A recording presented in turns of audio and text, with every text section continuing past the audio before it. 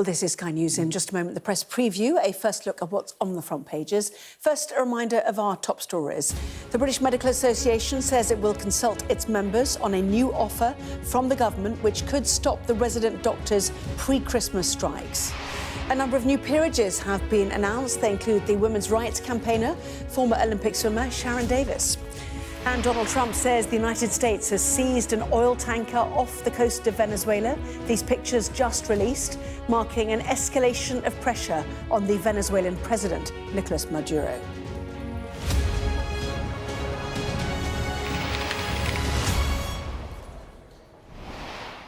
Well, hello there. You're watching the press preview, a first look at what is on the front pages.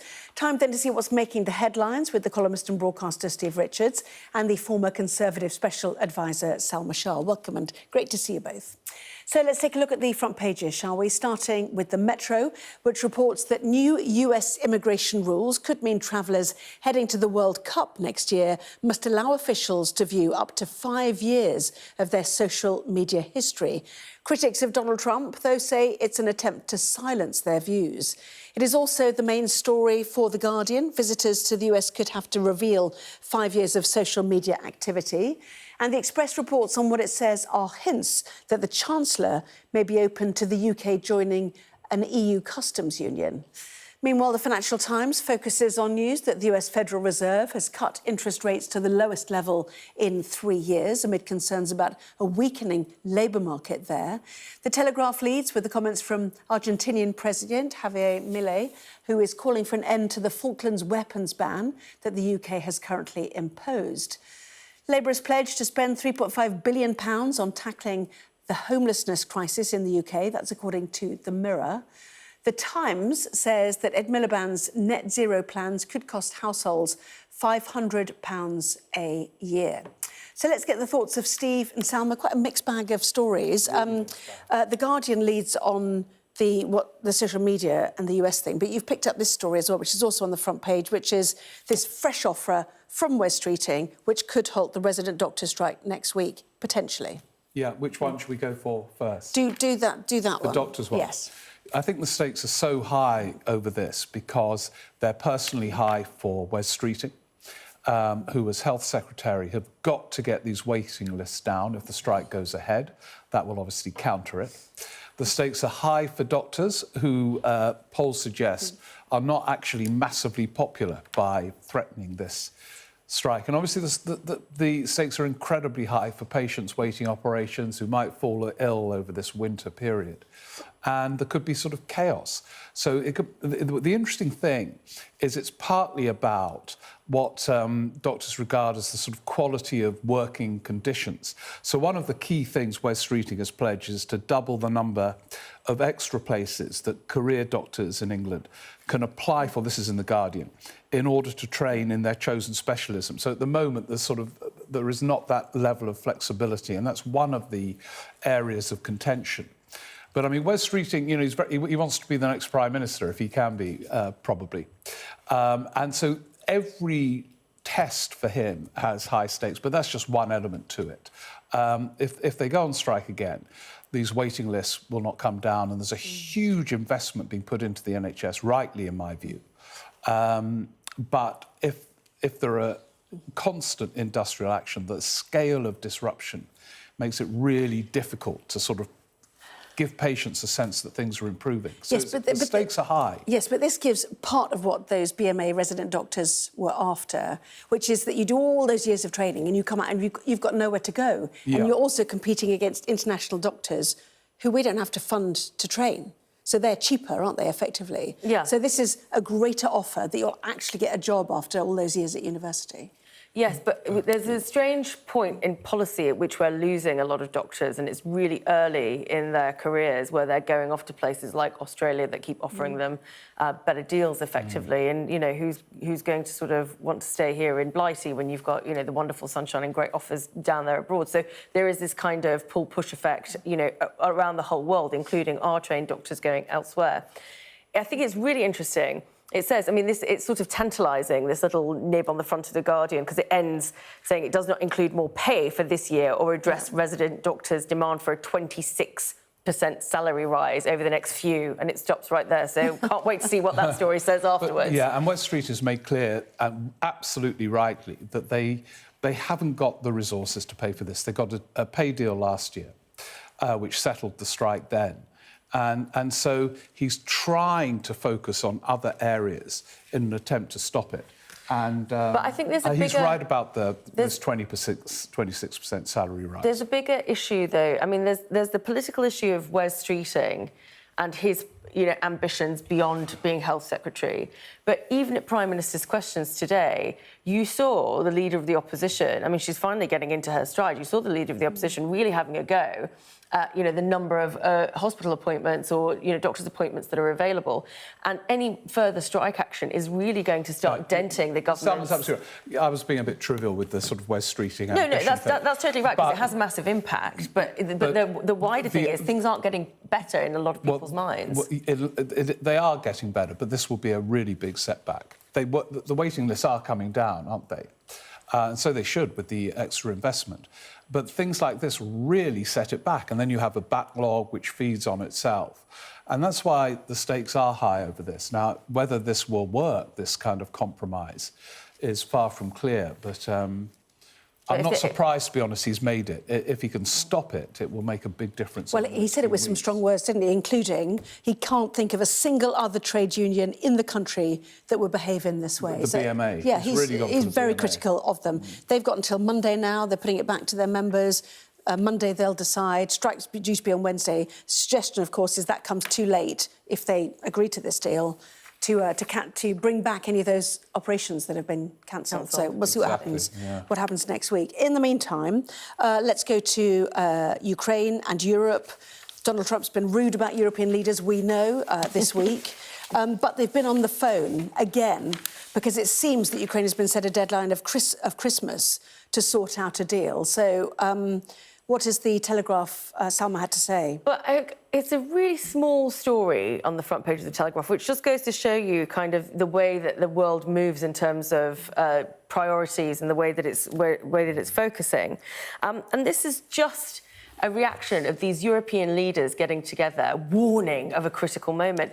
I think the reason why we picked this out is, how much of an impact is this actually going to have on Trump? And it's quite interesting because you've got the President of the United States already criticising, launched a defence strategy earlier this week that you've talked about on this programme, that basically criticises Europe. So the idea that the European leaders are going to get together and have any sway with the White House at this point, I think is laughable.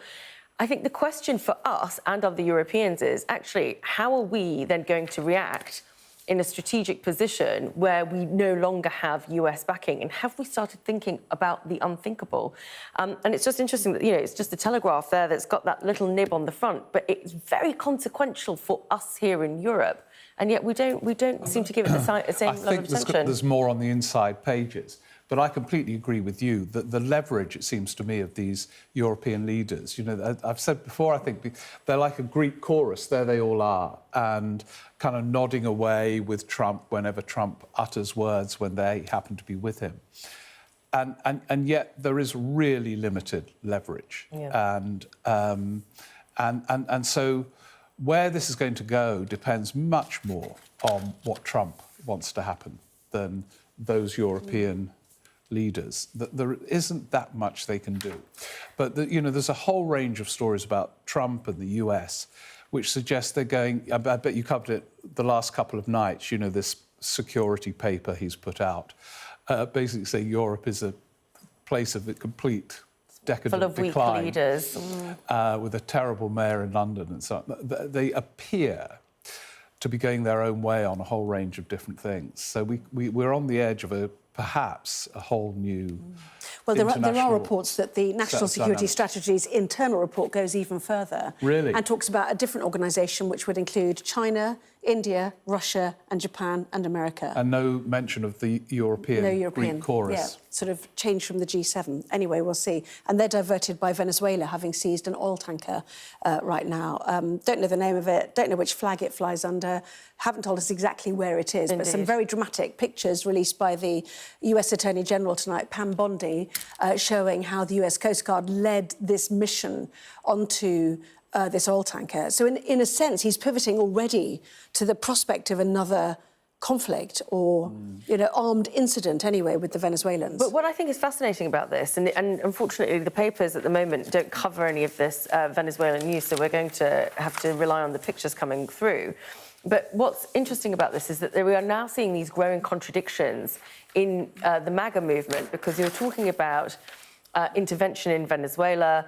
The reasoning so far that's been used is the idea that these are drugs terrorists, so that's the kind of phraseology that's being used. But I mean, this is America. It looks like Somalian pirates. It's quite extraordinary looking at these pictures. It's incredible, but it's also reminiscent of the interventionist position that we haven't really seen to the same extent since George W. Bush. And you have this strange thing where the US will not intervene in Ukraine to the extent that it's required as a world leader, but it will have this strange interventionist position with countries like Venezuela. And ostensibly, they're saying it's a domestic issue because it is about drugs being brought in, illegal immigrants being brought in. Maduro's already gone on the record to say that he thinks it's about access to Venezuelan oil. But there is a discrepancy, and there isn't the same consistency that one would expect from the US in terms of its foreign policy. And I think that is interesting. Inconsistency is not just within the so-called MAGA movement, but within Trump himself, because he quite often talks about how this has nothing to do with us, we're not going to intervene. We've done enough, America is looking after America. And then they intervene in a way, as you say, these pictures are kind of out of some surreal, weird thriller. Yes, and the US has imposed sanctions on the tanker for what Washington said was its involvement in Iranian oil trading when it was called the Odessa. Now, they've not revealed the name of this. They've tracked where it was. The skipper left Venezuela's main oil port of Jose between December the 4th and 5th, and so on. Oil futures have risen. It is an indication, theoretically, that America is after Venezuela's oil revenues. So it is the next stage in this. So, as I said, diverted already. In the meantime, should we go to another Trump-led story, which is the lead story for The Guardian, which is how you get into America and what you need to prove to get in? I mean, if it's described as a plan, isn't it? And with Trump, plans don't always happen. But if this goes ahead, I think it will be a moment of almost catharsis. It will not be worth, frankly, going if you have to provide 5 years. And I know it's being referenced to the World Cup this coming summer. Well, frankly, if you have to give 5 years of social media, you'll probably be kicked out anyway, because, there'll be one critical comment about Trump. But it's emails. You have to provide emails used over the past decade. Is it 10 years? 10 years, I thought it was 5 years. Well, 5 years for social media. There's a whole raft DNA, of stuff. fingerprint, biometrics, email addresses. Names, addresses, birthdays and birthplaces of family members, including children, will be required too. Can I just say, this is crazy. Whoever thought this up, I mean, you're talking about the world football fans going in. 42 countries from 42 whose nationals countries. can enter, because, of course, a number can't. Well, I suspect it won't happen. Like a lot of things he says, he was going to invade Greenland, wasn't he, at the beginning of his regime? Maybe he still will. But if it does, apparently hotels are about $5,000 a night. Well, just save the money and watch it on, here. Well, the Guardian... go through all this. It's the lead story for the Metro as well, but the Guardian suggests that FIFA has said it expects 5 million fans at the Games and millions more visitors to the 3 countries. It'll be a slow process getting through if you need to prove all of this. Let's just see the Metro, shall we, quickly? Defensive trawl for World Cup fans. Dump those Trump memes, it says, or risk getting the boot. There'll be a bit of clearing out, presumably, for football fans who are hoping to go and support their teams. Lots more still to come in the next part of our programme. Well, the Chancellor hinting at rejoining an EU customs union should Brexiteers fret. That in a moment.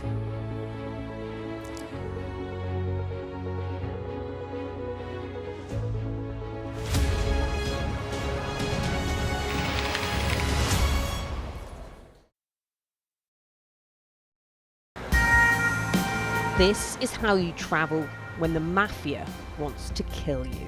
He's almost given up his own freedom, but that's the price he's willing to pay. Here, they don't just arrest 'Ndrangheta mafia members, they also live among them.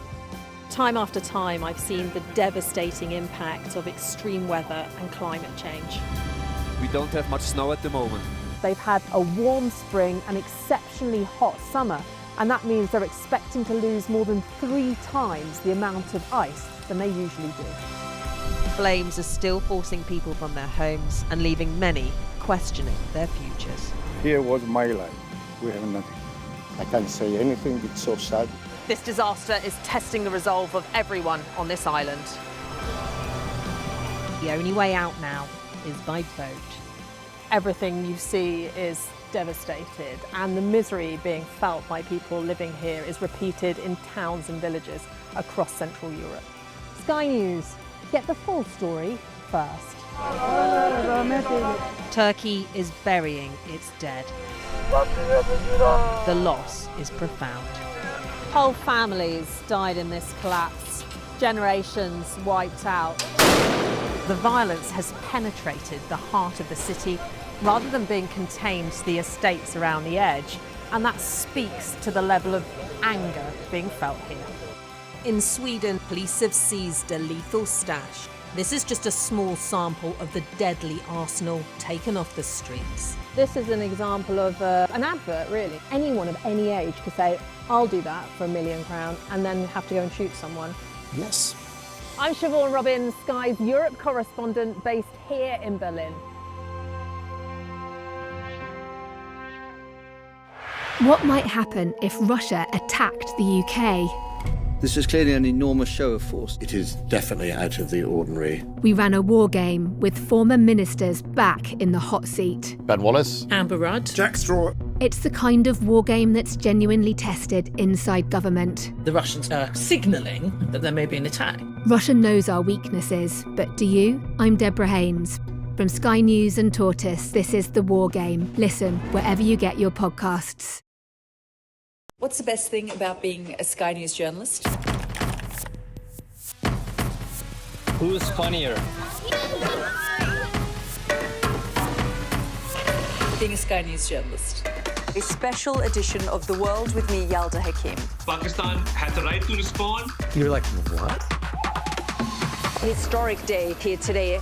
Congratulations, this is a huge moment. But what happens now? The best thing about being a Sky News journalist? They call him the king of the jungle. Being a Sky News journalist. Yusra Al-Baghir has this report. And this is what's left of it. As a woman of colour, how did the Harris campaign speak to you? People risk their lives to speak to us for this report. Mr. Zuma, Sky News. We're trying to see as much as we can.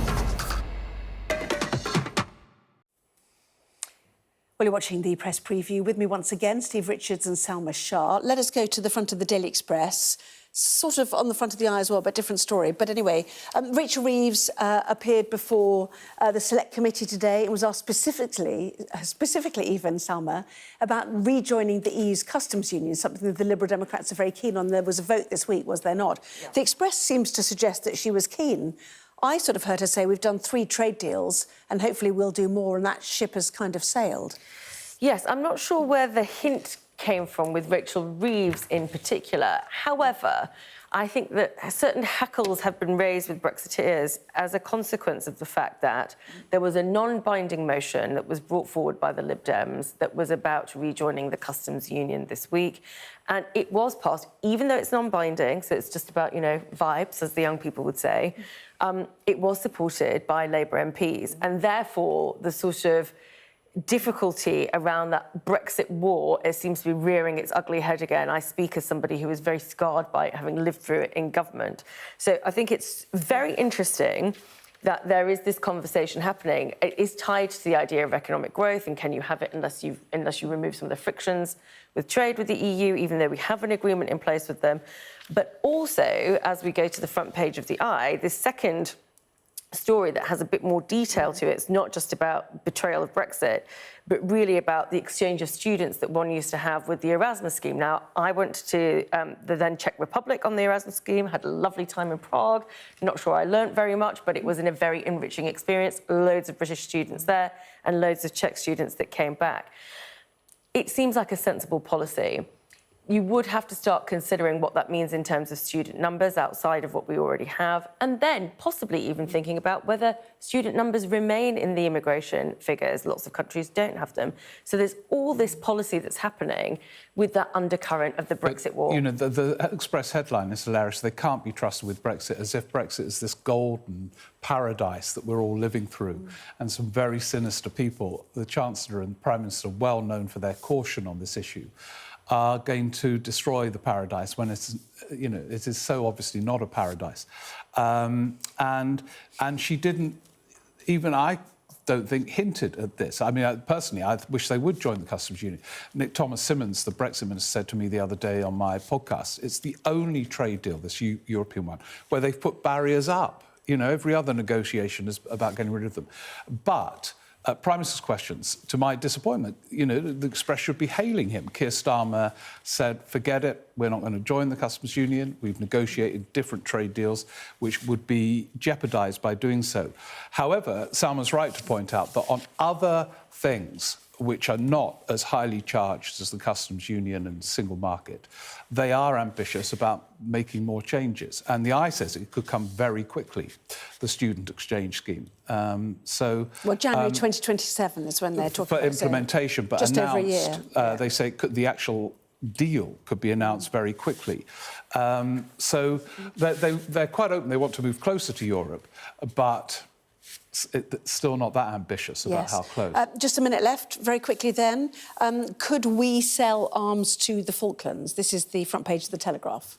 Well, yeah, it's interesting. Javier Milei has requested and is privately lobbying the US to try and remove their arms ban. And the argument is that, you know, every country in the world is allowed to have a military, but the UK has a veto as a consequence of the Falkland Islands, and it's going to be very interesting to see how the government reacts to that. And apparently there's a small story somewhere that Pamela Anderson claims Liam Neeson fought off a bear while they were on a date. Well, that's what there it is. I was expecting a picture, but there wasn't going to be one, was there? To be honest, all us men, that's what we do. When we're on a date, we fight off a bear. I'm not, you know, I can relate to it completely. It's Pamela Anderson. I've done it many times. You've got to do something pretty impressive to keep her attention, no? I think you would probably try and fight a bear off her to be in Pamela Anderson's good graces. We've been out for a few times. Didn't I fight off a couple of bears when I was... us men are definition very of bear, macho, a bit skeptical here. Capable of fighting off bears. Don't know, but you were quite good with a glass of Chardonnay. Yeah. Steve, Salma, we'll leave it for the moment. Thank you very much indeed. See you for more in Sky News at 11. The latest on Venezuela and the latest on the doctor's strike too. Back in a moment.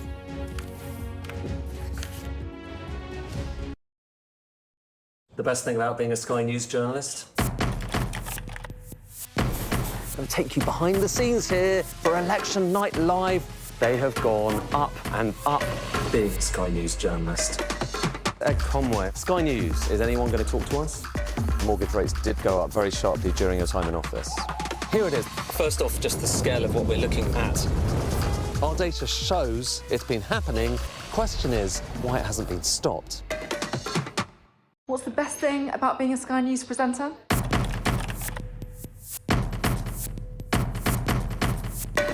We've done the work and the reading, so you don't have to. Being a Sky News presenter. Hello and welcome. Westminster, the heart of British politics. I'm so sorry about what happened to you. So what on earth is going on? It's not true. Can I tell you what I think? It's really unusual. Mornings with Richard and Frost. Let's crack on. Let's get started.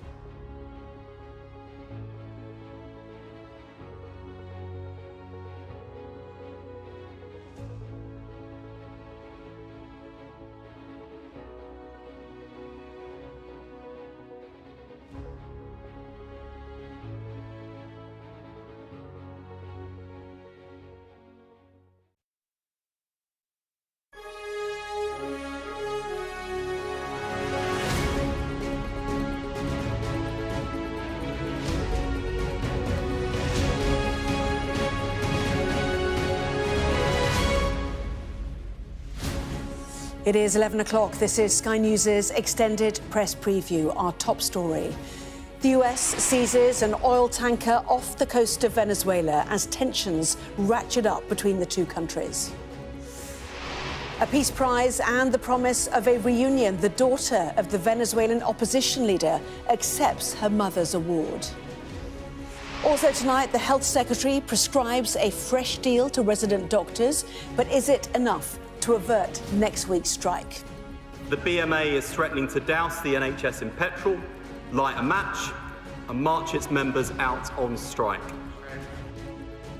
It's a real shame that we've got to this stage at such a late stage in the process. We first wrote to the Secretary of State hours after our last round of industrial action ended, and he didn't reply to the letter for well over a week. Plus, unable to find harmony, Iceland becomes the 5th country to boycott Eurovision over Israel's participation. Well, over the next hour, we will be discussing today's news with our reviewers, Steve Richards and Salma Shah. And later, we will have a full run-through for you of tomorrow's front pages.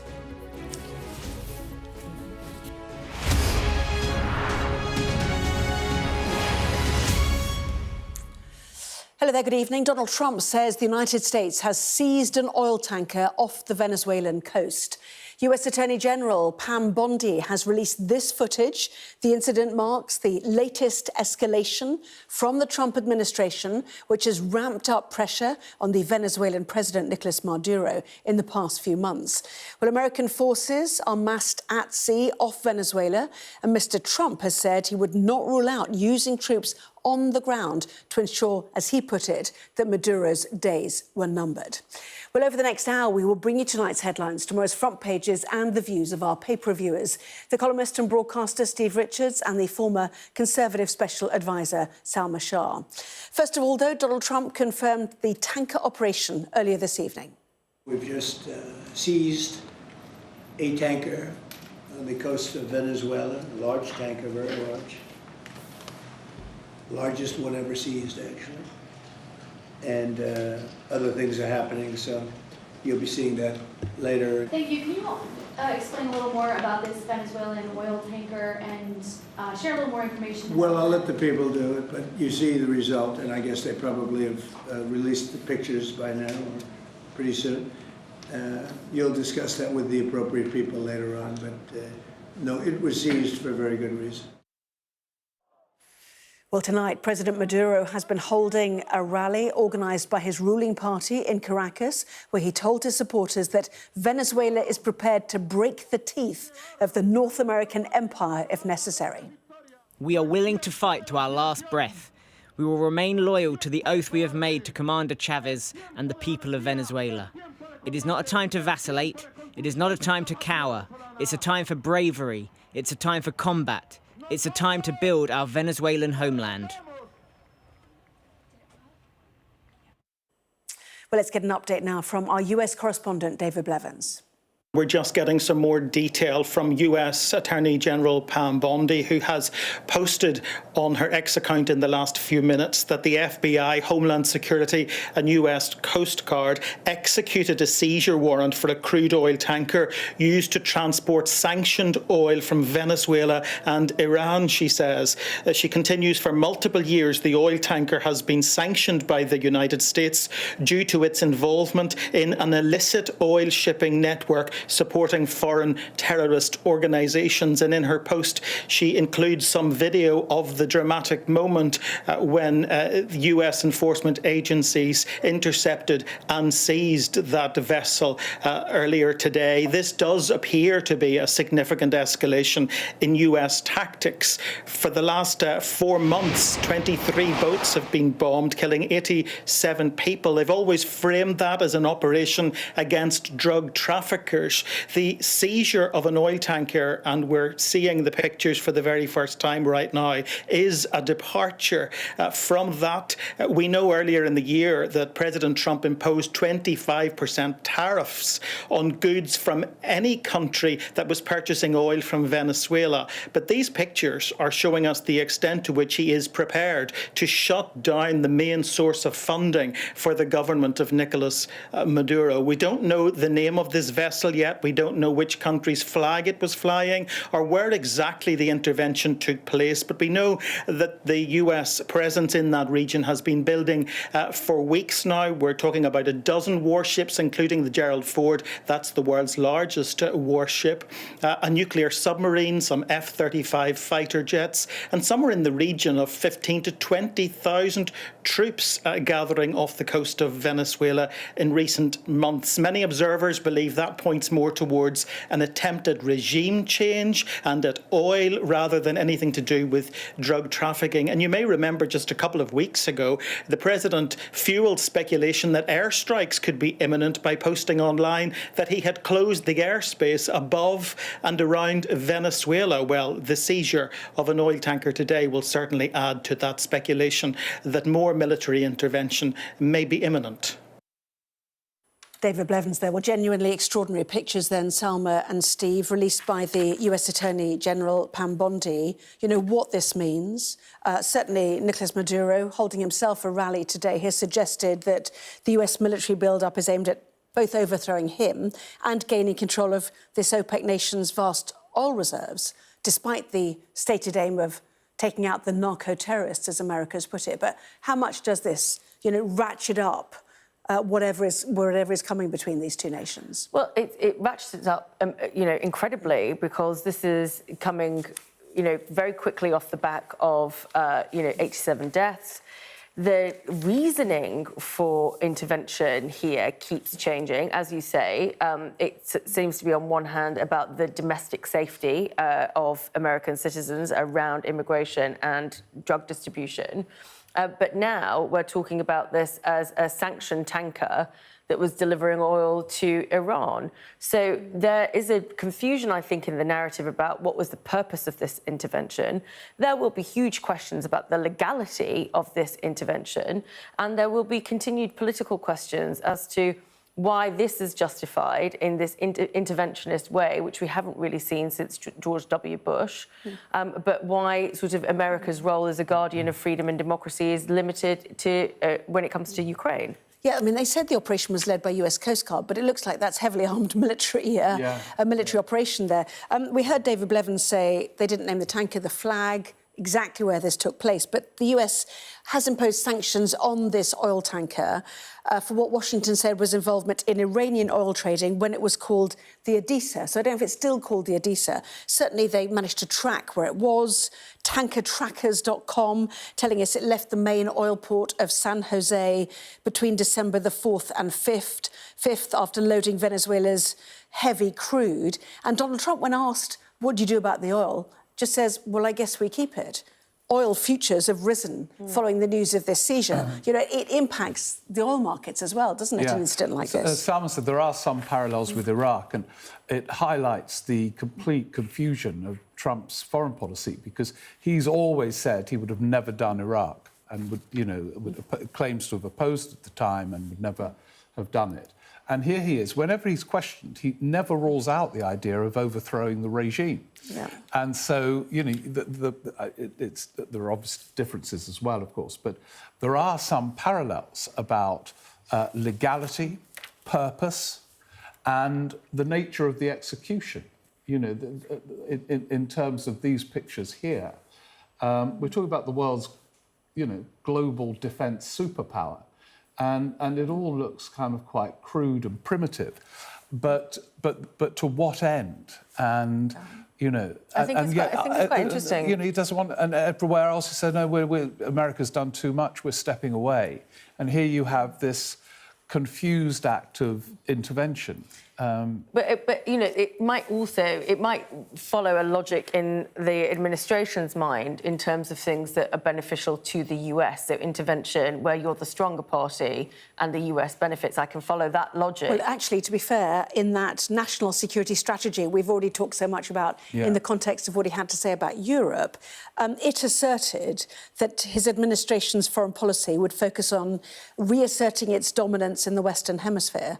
So you might include that in that. But the point, if it's against drugs, Colombia's drugs, we know, cocaine production, fentanyl produced in Mexico, mainly going through Mexico and actually on the Pacific side, not the Caribbean side. So, you know, Maduro is in his sights, it does appear. But this is also in tandem when you talk about that question of regime change, you know, a phrase that we don't hear regularly anymore, but you have that in tandem with, you know, Venezuelan opposition leaders, Maria Corina Machado, receiving the Nobel Peace Prize, and that being supported by the US. And whether that is some complex play within this same story. Well, let's go to that, shall we? Because Nicolas Maduro holding today a rally. Meantime, Venezuela's opposition leader, Maria Corina Machado, is heading to Oslo this evening, overnight, we believe. Too late, though, for the ceremony to receive her Nobel Peace Prize. In a speech written by her, but read by her daughter Anna, she described the country's illegitimate president, as they called it, as a state terrorist, adding that tens of thousands of people had been kidnapped, disappeared or tortured under the current government. Well, Machado has been in hiding since last year's disputed election, won, of course, by Nicolas Maduro. This prize carries profound meaning. It reminds the world that democracy is essential to peace.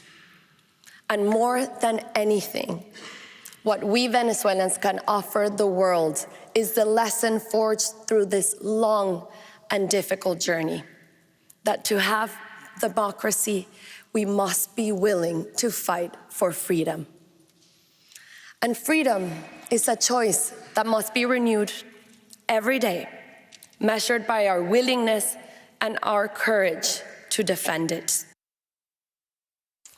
She spoke so movingly today about the need to believe in democracy, just at a time, potentially, even though in effect Donald Trump is helping her family's campaign in Venezuela, where he seems to be disrespecting democracy. Yeah, this is like a sort of cinematic, multi-layered plot, isn't it? Where you have someone who he implicitly is backing and perhaps going as far at some point as regime change. In Venezuela, whilst himself, that in itself would be illegal, presumably, wouldn't it, on international law terms, while there are these raging questions within America itself about the nature of democracy and what people can say and not say, and so on. And so it is so layered, but Trump's never stated his objection. His objective is to remove the regime, but when asked, he never rules it out. I think what's the, in inverted commas, war aim? I think this does speak to a general crisis that all Western liberal democracies are going through, which is trying to understand how actually you govern where you have democracy, where there are such schisms and such splits between people. And that was a very moving statement that was made at the Nobel Peace Prize. But let's not forget, tyrannies begin in democracies, and they always have. If you look at Orban in Europe, if you look at Putin even, whether you can claim that they're true democracies, President Trump was elected through democratic process, a resounding victory. So let us try and understand, actually, what does democracy mean if it doesn't serve the will of the people any longer? And that there is that question in terms of a growing state power and state authorities in established democracies like our own and in Europe, and the fact that actually economies aren't serving people anymore. We talk about this concept of growth all the time, but unless there is stability, economic stability, that's where democracies start to impinge and fail. Yeah, although, you know, there are mechanisms. I mean, people can vote against Trump in a few years' time and get him out. And the same, in Europe at the moment, although growth is sclerotic and causing so much of the discontent, I think it's quite a leap to say that in the sort of mainstream democracies, it's under threat. The right might win in France, Italy, Germany, and so on. But if they win, they've won an election. And then they could be kicked out again. No, absolutely. But then the question then is, if you're electing people that we might think of as populist, we might think of as difficult. Trump was elected by his people, and he is upending the world order. We have nothing to say about that. There is nothing that we can do. As we talked about previously, European leaders have no leverage. But you're right, that is democracy. What we're saying is that democracy isn't working in the way that we would like it to work. And I think that's a much deeper question than just this principle of oh, yes, don't we all love democracy? But what does that actually mean today? Well, those questions are fundamental to what we saw in that national security strategy. We've already talked about it. And in that, there's another internal document, apparently, where he talks about leaning into certain countries in Europe, like Poland and like Hungary, as you mentioned. But in the meantime, we know that Donald Trump has spoken to European leaders today about Ukraine with, it seems, a deadline of Christmas to bring about some sort of deal. Spoken to Keir Starmer, to Merz, the German Chancellor, and to President Macron. You know, what influence can they now bring to bear? This finalising of it seems to be now 20-point document. Professor Michael Clark, our security analyst, saying it will fail. It's just who he blames for the failure. But there still needs to be a document presented to Trump that gets signed off. Yeah, in relation to Ukraine. Yes. Yeah. I mean, there are so many obstacles to this. I mean, the European leaders are, in Trump's view, one of the obstacles, you know, because they are constantly raising highly legitimate doubts about some of these proposals. The other obstacle is Putin. I mean, Putin is not going to concede unless he gets virtually all those 20 points. So I'm afraid the chances of this coming to fruition is very, very small. But if it doesn't, the war continues. And where I kind of nod with Trump, that means thousands more will be dead within, you know, the next few weeks. Yeah, it's one of the smaller stories, isn't it? They're on the front page of the Daily Telegraph. You know, things come and go in news, don't they? It's just a small story here. European leaders warned of a critical moment for relations with the US after talks on a Ukraine peace plan, and then listed those leaders who had spoken to Donald Trump. Mr. Trump's national security strategy last week criticised Europe and its weak leaders. So whether they can step up at this critical moment, we'll have to wait and see. See, once he said they're weak, in his eyes, they become weak, don't they? I mean, when they've been publicly dismissed by the US president as weak. But the question is, what are you going to do about it? They've already been put in this position where they're spending a certain percentage of their GDP on defence because America is walking off the field. So what are they actually going to do about it? Because sending him, like, some, oh, my God, difficult words, it hardly feels... I mean, it sort of proves his point, doesn't it? Mm. Yeah. Should we see what happens with that? It looks like there will be talks between the Ukrainians and the Americans, you know, no doubt the Europeans will be on the phone again. But it looks like Venezuela is sucking up some of the time in America right now. In the meantime, let's go back to domestic matters. The British Medical Association says it will consult its members on a new offer from the government, which could avert a walkout by resident doctors in the run-up to Christmas. Well, doctors are due to go on strike for 5 days. That's from next Wednesday, in their row over pay and concerns over training places and jobs. Well, the offer from the government includes a rapid expansion of specialist training posts, no further pay rises. The Health Secretary, Wes Streeting, has urged doctors to accept the deal and accused the BMA of playing games with the lives of patients and NHS staff if they refuse to call off next week's action. The BMA is threatening to douse the NHS in petrol, light a match, and march its members out on strike. This represents a different magnitude of risk to previous industrial action. The BMA Resident Doctors Committee is in dispute on two issues, pay and jobs. On pay, resident doctors have already received a 28.9% pay rise, the highest in the public sector. For a first-year resident doctor, that is the equivalent of a £9,400 pay rise. I have been consistent, honest and upfront with resident doctors, but we cannot go further on pay this year. There is a gap between what the BMA is demanding and what the country can afford. Nor would further movement on pay be fair to other NHS staff, for whom I am also responsible, and many of whom will never in their careers earn as much as the lowest paid doctor. As I've made clear to the BMA and other trade unions, I am open to discussing multi-year pay deals with any trade union if we stand a chance of bridging the gap between affordability and expectations. On jobs, I have much more sympathy with the BMA's demands. I have heard the very real fears resident doctors across the country have about their futures. It is a legitimate grievance that I agree with.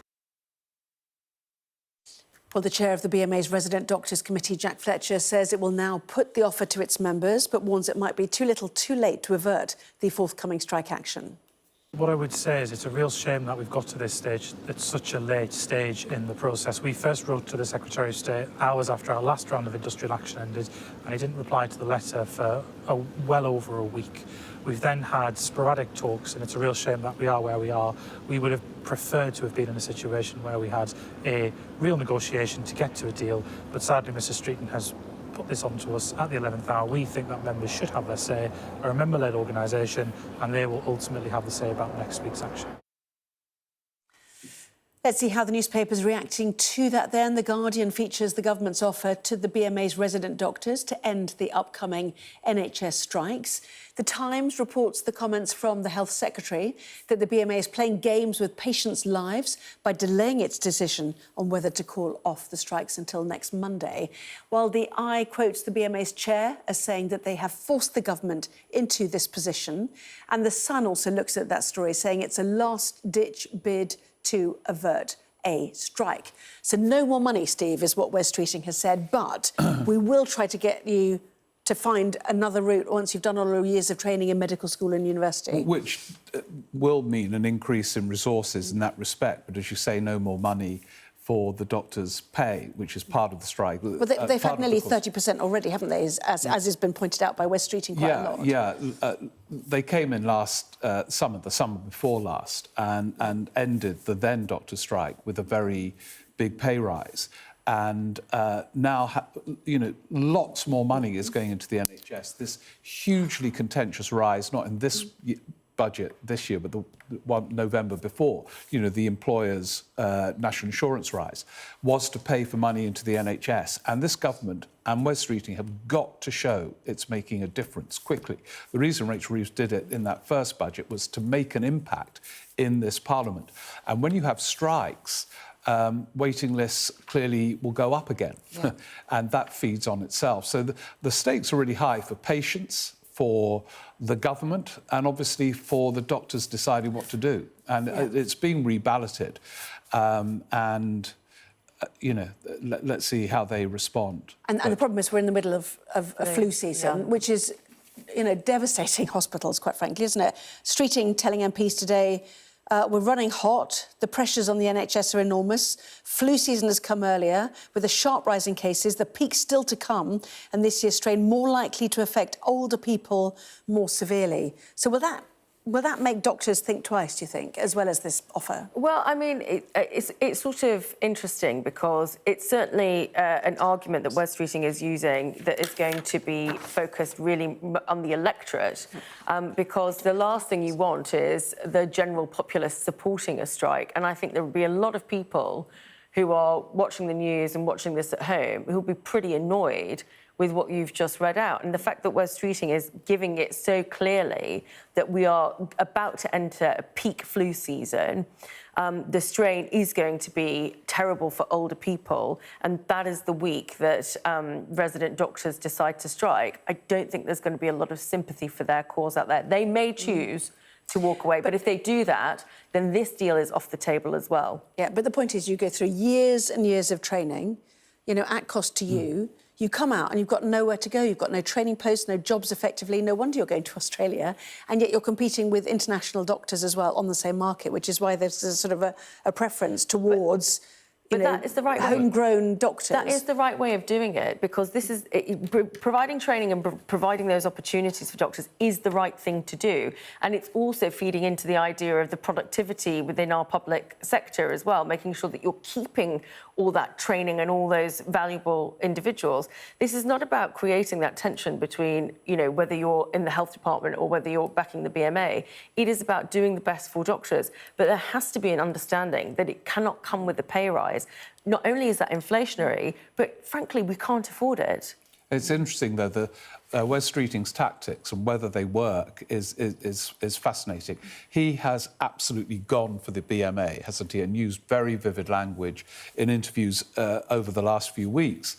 And, you know, some health secretaries try and woo and work with the BMA and be diplomatic. He's absolutely gone for them, whilst making a concession of some significance because they are reballoting. So he's got them to do that.